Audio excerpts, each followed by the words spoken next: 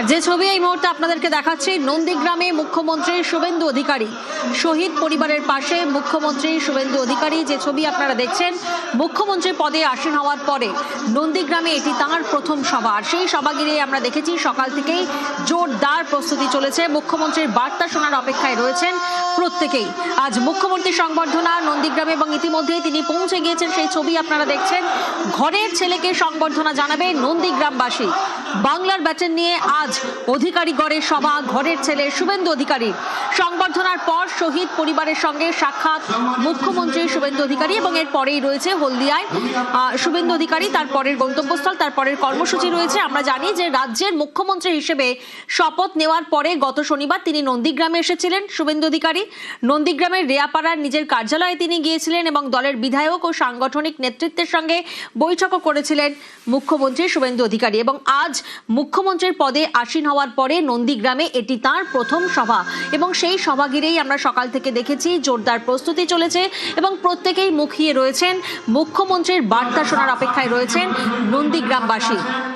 নন্দীগ্রামে মুখ্যমন্ত্রীর সংবর্ধনা, ঘরের ছেলেকে সংবর্ধনা জানাবে নন্দীগ্রামবাসী এবং বাংলার ব্যাটন নিয়ে আজ অধিকারীগড়ে সভা। ঘরের ছেলের সেই ছবি আপনারা দেখছেন, শহীদ পরিবারের পাশে মুখ্যমন্ত্রী শুভেন্দু অধিকারী। নন্দীগ্রাম হলদিয়ায় জোড়া কর্মসূচি রয়েছে মুখ্যমন্ত্রী শুভেন্দু অধিকারীর। তবে ইতিমধ্যে নন্দীগ্রামের ছবি আপনারা দেখছেন, যেখানে মুখ্যমন্ত্রী শুভেন্দু অধিকারী শহীদ পরিবারের পাশে মুখ্যমন্ত্রী শুভেন্দু অধিকারী মুখ্যমন্ত্রীর পদে আসীন হওয়ার পরে নন্দীগ্রামে এটি তাঁর প্রথম সভা এবং সকাল থেকেই আমরা সেই সভার জোরদার প্রস্তুতির ছবি দেখেছি। প্রত্যেকেই মুখিয়ে রয়েছেন মুখ্যমন্ত্রী আজ কি বার্তা দেন তা শোনার অপেক্ষায় রয়েছেন প্রত্যেকেই। আজ মুখ্যমন্ত্রীর সংবর্ধনা নন্দীগ্রামে, ঘরের ছেলেকে সংবর্ধনা জানাবে নন্দীগ্রামবাসী। আর ইতিমধ্যেই শুভেন্দু অধিকারী তিনি উপস্থিত হয়েছেন, সেই ছবি আপনারা দেখছেন। আমাদের প্রিয় মুখ্যমন্ত্রীকে বরণ করে নিচ্ছে।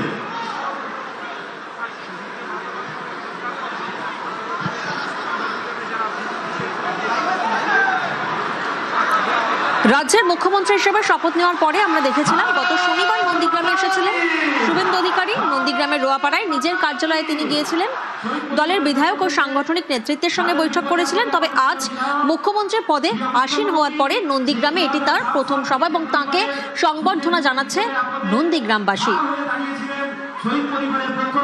সুজিত প্রতিনিধি এই মুহূর্তে আমাদের সঙ্গে রয়েছেন। সুজিত, আমরা সকাল থেকেই দেখেছি এই সভা ঘিরে জোরদার প্রস্তুতি চলেছে, তবে প্রত্যেকে অপেক্ষায় রয়েছেন মুখ্যমন্ত্রী আজ ঠিক কি বার্তা দিতে চলেছেন এই সভা থেকে। একেবারে বলা যায় যে গগনচুম্বী। আসলে মুখ্যমন্ত্রী হওয়ার পরে এই প্রথম তিনি প্রকাশ্য সভায় নন্দীগ্রামে যোগ দিলেন।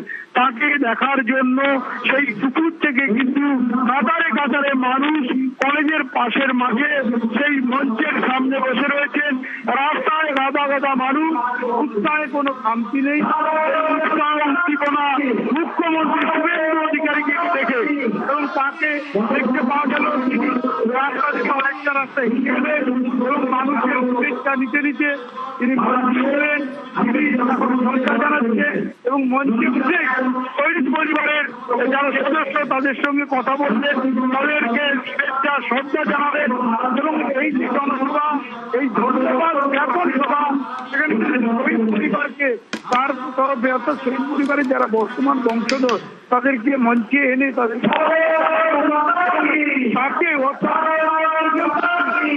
জানাতে মানুষজনের এই মঞ্চ থেকে তিনি উন্নয়নের কি বার্তা দেন সেদিকেই কিন্তু তাকিয়ে রয়েছেন বা উৎসাহ নিয়ে অপেক্ষার মানুষজন। মঞ্চে উঠার পর একে একে দিচ্ছেন এবং সংবর্ধনা গ্রহণ করছেন, তিনি ধন্যবাদ জানাচ্ছেন। বক্তব্য রাখবেন, বক্তব্যে তিনি কি বলেন মুখ্যমন্ত্রী হিসেবে তার এই প্রথম প্রকাশ্য সভা এবং সেখান থেকে তিনি বক্তব্য রাখবেন। নন্দীগ্রাম মানে আবেগ, শুভেন্দুর কাছে আলাদা আবেগ। সেই জমি আন্দোলনের এই আন্দোলনকারী যারা ছিলেন তাদের পরিবারের লোকজন যারা নিহত হয়েছেন, পরিবারের মানুষকে এই মঞ্চে তুলে রীতিমতো সম্পর্কিত মানুষজনকে দেখতে পাচ্ছি একে একে দলের নেতা সুন্দর উপহার মুখ্যমন্ত্রী হাতে এবং শুভেচ্ছা গ্রহণ করছে। এভাবেই সম্ভব এবং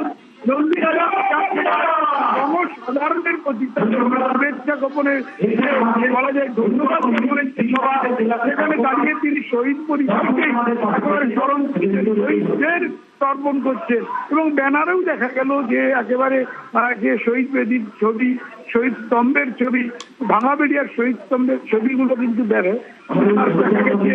এখন উপহার গ্রহণ করছেন, উত্তরীয় ঘুরিয়ে দিচ্ছেন, ফুলের তোড়া নিচ্ছেন একে একে। কিন্তু তিনি যে উদ্দেশ্যে মঞ্চে উপস্থিত হয়েছেন তিনি বলেই দিচ্ছেন তার দলীয় কর্মীদের বা নেতাদেরকে যে শহীদ পরিবারের সদস্যদেরকে সম্বর্ধিত করতে চান তিনি, এবং সেটাই তার প্রধান উদ্দেশ্য।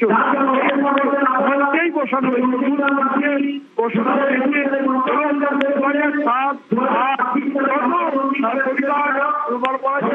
শহীদদের পরিবার তাদের এবং সেখানে উপস্থিত হয়ে তিনি আমাদের বক্তব্য রাখবেন কিছুক্ষণের মধ্যে। তিনি বক্তব্যে কি বলেন সেদিকে নজর থাকবে। একেবারেই সুজিত, আর তিনি কি বার্তা দিতে চলেছেন সেদিকেই প্রত্যেকে তাকিয়ে রয়েছেন। মুখ্যমন্ত্রীর পদে আসীন হওয়ার পরে নন্দীগ্রামে এটি তাঁর প্রথম সভা এবং সেই সভা ঘিরে প্রস্তুতি যেমন চলেছে। भारत माता की, भारत माता की जय जय श्री राम, जय जय श्री राम। সমবেত আমার শুভচিন্তক আশীর্বাদক নন্দীগ্রাম বিধানসভার জনদেবতা, জনতা জনার্দন, নাগরিক ভদ্রমণ্ডলী, আপনাদের সকলকে আমি 2026-এর বিধানসভার ঐতিহাসিক নির্বাচনে নন্দীগ্রাম বিধানসভা কেন্দ্র থেকে ভারতীয় জনতা পার্টির প্রার্থী হিসাবে মাননীয় নরেন্দ্র মোদীজির আশীর্বাদ ধন্য প্রার্থী হিসেবে আমাকে নির্বাচিত করার জন্য নতমস্তকে বিনম্র চিত্তে আমি আপনাদেরকে প্রণাম এবং শ্রদ্ধা জানাচ্ছি। আজকে আপনাদের কাছে এসেছি অভিনন্দন জানাতে, কৃতজ্ঞতা জানাতে এবং আপনারা 2003 সাল থেকে আমাকে যে চোখে দেখেছেন,